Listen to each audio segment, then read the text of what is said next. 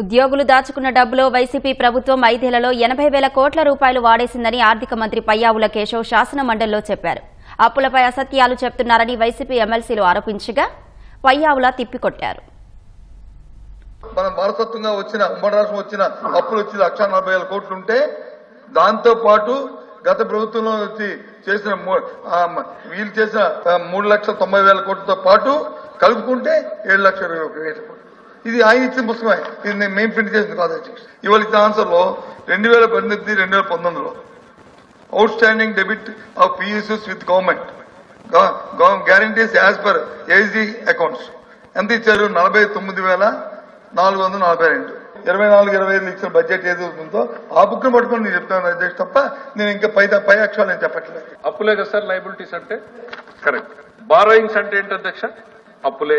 Total borrowings liabilities of the government and public sector undertakings as on 12th June is as published in the white paper 9,74,556. Liabilities అంటే కార్పొరేషన్లు government వే కాదు అధ్యక్ష. There are other liabilities. Example ఒక 4-5 చెప్తాను అధ్యక్ష. Employees రకరకాల GPF రూపంలోనో ఇంకోటో వాళ్ళ సేవింగ్స్ ని ప్రభుత్వం దగ్గర పెడతారు అధ్యక్ష. ఆ డబ్బుని మొత్తం వాడేశారు అధ్యక్ష.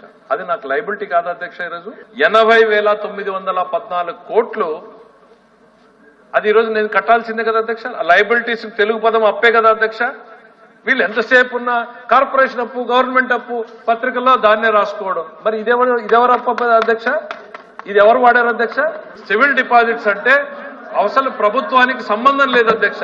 ఎవరో కోర్టులో ఏదో వివాదంలో ఉండుంటారు, ఆ కోర్టు వివాదాల్లో వాళ్ళు పోయి కోర్టులో డిపాజిట్ చేయమని ఉంటుంది, ఆ కోర్టులో డబ్బులు కట్టుంటారు అధ్యక్ష. కానీ కోర్టు డబ్బులు పెట్టుకోదు అధ్యక్ష, ట్రెజరీ మన దగ్గరే ఉంటుంది అధ్యక్ష. ఆ డబ్బుల్ని వాడేశారు అధ్యక్ష. am I not liable to pay for that? అవన్నింటినీ కలుపుకుని నా సంఖ్య తప్పు అని చెప్పండి మీరు.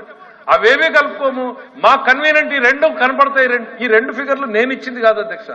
నేను కోట్ చేసింది స్వతంత్ర సంస్థ ఏజీ రికార్డ్స్ ప్రకారం నేను ఇచ్చిన సంఖ్యలు. గత ప్రభుత్వాలు 24లో వీళ్ళు 19లో ప్రభుత్వాన్ని అప్పచెప్పినప్పుడు అప్పుడు అన్ని ఉన్నాయి అధ్యక్ష.